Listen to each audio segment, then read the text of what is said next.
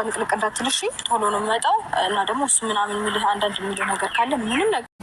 ሰላም ጤና ይስጥልኝ። እንዴት የተከበራችሁ ቤተሰቦች እንዴት ናችሁ? ደህና ናችሁ ወይ? እኔ ያለው እግዚአብሔር ይመስገን። መግቢያ ላይ እንደሰማችሁት እንግዲህ ቤተሰብ ዳኒ በጣም ጀግና ብየዋለው። ዛሬ መደረግ ያለበትን ነገር ነው ያደረገው። ምክንያቱም ዳኒ ይዞት ሄዷል፣ አብርሽን ማለት ነው ይዞት ሄዷል። ምክንያቱም ያግባባበት መንገድ ይዞት እንዲሄድ ሩታን ሜሪ ጋር የሸኘበት በቃ የመናገር ችሎታ አለው ማለት ዛሬ ነው ማለት ነው። ምክንያቱም ዳኒ የሆነ ቦታ ተቀምጦ ከሄርሜላም ተለይቶ ከሩታም ተለይቶ ማንነቱ ከተመለሰ በኋላ ወደ ጤናው ከተመለሰ በኋላ ሀብሉም ተበጥሶለት ወደሚፈልገው ይሄዳል ማለት ነው። ያኔ ነው እንግዲህ አብርሽ ትክክለኛ መሆኑን ማለት ነው። ዳኒ ምንድን ያለው መሰላችሁ? በጣም በሚገርም ሁኔታ ነው ሩታን ያታለላት። ምክንያቱም ዋው በጣም ይዘሽዋል፣ በጣም አምሮበታል። አያችሁ አይደለ? ሩታ ወንዶችን መንከባከብ ትችላለች፣ ባሎችን ማለት እንደማለት ነው አይደለ? ተገላብጦች ስናገላብጠው እና መንከባከብ ትችያለሽ፣ ጀግና ነሽ፣ አምሮበታል፣ በጣም ነው ያማረባችሁ ምናምን ነገር አመሰግናለሁ ምናምን ነገር አለች ማለት ነው። አያችሁ አይደለ? እንግዲህ አብርሽን ሰርፕራይዝ እናረጋታለን ሩታን ጠርተናት ብለው እንግዲህ ያው ምንድን ያለችው መግቢያ ላይ የሆነ ነገር ቢጠይቁ ከራሱ ምንም ነገር እንዳትነግራቸው ብላ አብርሽን አስጠንቅቃ ከአንድ ቦታ እንዳይነቃነቅ ነው እንግዲህ አድርጋ ሄደችው። ግን አልተሳካላትም። ምክንያቱም ሩታ ሜሪን አናግራ ስትመጣ አብርሽን አታገኘውም። ምክንያቱም አብርሽ የለማ ዛሬ በቦታው በቃ።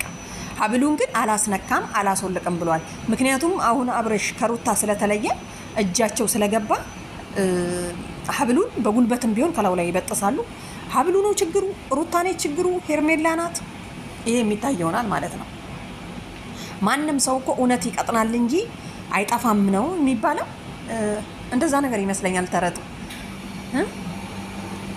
እውነት ይመነምናል እንጂ አይጠፋም ነው መሰለኝ፣ እንደዛ አይነት ነገር ማለት ነው። ስለዚህ ማንም ሆንሽ ማንም እጅሽ ካለበት እንግዲህ እዚህ ጋር እንደምታዩት ዳኒ ሀብሉን አምጣው እስቲ እንለካው፣ እኔ ላይ ነው የሚያምረው እሱ ላይ ነው የሚያምረው እንደውም እያለ ነው ማለት ነው እንደምታዩት ማለት ነው። እና አብርሽ ግን ኖ ብሏል፣ አልሰጥም።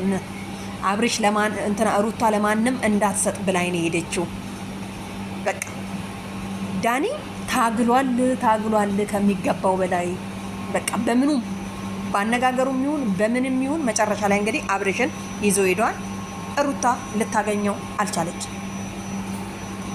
ምንድን ያለው ሲያታልለው እንሂድና መጨረሻ ላይ ሩታን እንደው ቡዜጋንን ብለን እንጠራታለን ደውለን ያለው። ሰርፕራይዝ እናደርጋታለን፣ ኬክ ምናምን ነገር ፈንዲሻ ምናምን ለምን አጨምሩበትም። እና ለማንኛውም ይመች ዳኒ፣ ጀግና ብያለሁ ለዛሬ ማለት ነው። ምክንያቱም ያደረካቸው አብርሽን ለማግኘት ያደረከው ሲስተም በጣም የሚደነቅ ነው። ምክንያቱም ሩቷን አታለህ አብርሽና እሷን ለይተህ ልካታል እና በጣም ማለት ነው በጣም ጀግና ነው ለዛሬ ማለት ነው። ለሌላው ለሚቀጥለው ደግሞ ወደፊት እናያለን። አብርሽ የደረሰ ሀብሉ ወለቀ ወይ? እርግጠኛ ነኝ ሀብሉን አሁን እጃቸው ገብቷል። እምቢ አለም አላለም አይደለም፣ አንድ ሁለት ሆኖ ምናምን አብርሽን ጭም አድርገው ይዘው ገነጣጥለው ይጥሉለታል ማለት ነው። ምክንያቱም መታየት አለበት፣ ሀብሉ ላይ ነው ችግሩ። ሩታ ነች። ለምን በግምትኛ አይደለም እነሱ፣ እኛ እኮ አይምሯችን ተጨነቀ። እኔ አሁን ሳስበው ሄርሜላቱን እንዲያሰራችበት ሩታቱን እንዲያሰራችበት ያችን ምን ጋ ያችን ይሄ ልጅ እኮ በመሃል ግን እኮ አብርሽ አማረበታ፣ በጣም ነው ያማረበት። ሩታ መንከባከብ ትችላለች ያለው በትክክል ነው። ስለዚህ ወንድ ደግሞ ያው ታውቃላችሁ፣ ሴቶች ሲንከባከቧቸው ወንዶች አይንቀሳቀሱም አሉ፣ ልጥፍ ነው። ስለዚህ አብርሽ ፈታ ብሏል፣ ወፍሯል፣ አምሮበታል ምናምን። ዳኒ እንግዲህ በጎና አድርጎም ነግሯት ሩታን ሞልቷት ሜሪ ጋር ልኳታል። ለማንኛውም ሩታ ስትመጣ ምን እንደምትል እንግዲህ አብረን ነው የምናየው። ለማንኛውም ለዛሬ ማለት ነው ለዛሬ ዳኒን እኔ ጀግና ብዬዋለሁ።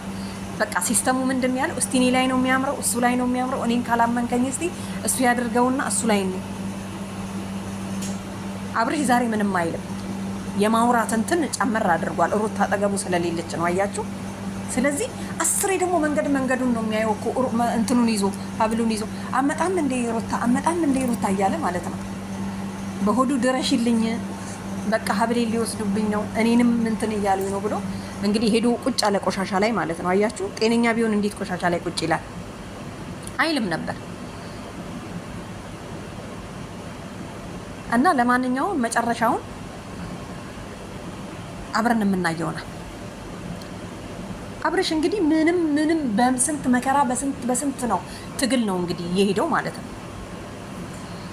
በፊት እኮ እንደዚህ ያህል ራሱ አይናገርም። ለካ ሩታ አጠገቡ ስለምትቆም ሩታንም ይፈራታል ማለት ነው። እና በጣም የሚገርም ነው። ዳኒ ያው ሰርተሃል ለዛሬ።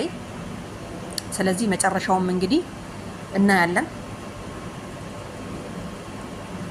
ቡዜ እንደዛ ሽንጧን ገትራ ይዤ ካልሄድኩኝ መሄድ አለብክ ዛሬ ስትለው ሩታ ባልኖር ኖሮ ልክ እንደ ዛሬው ዳኒ እንዳገኘው ቢሆን ኖሮ ማለት ነው ቡዜ ይዛው ወደ ቤቱ ትገባ ነበረ። ምክንያቱም በጣም ስለታገለች ማለት ነው። ስለዚህ አሁንም ቡዜ ጋር እንሄዳለን እንደውልላትና ቡዜ ጋንን ስንል እሷን ጠርተን ሰፕራይዝ እናረጋታለን ያለው።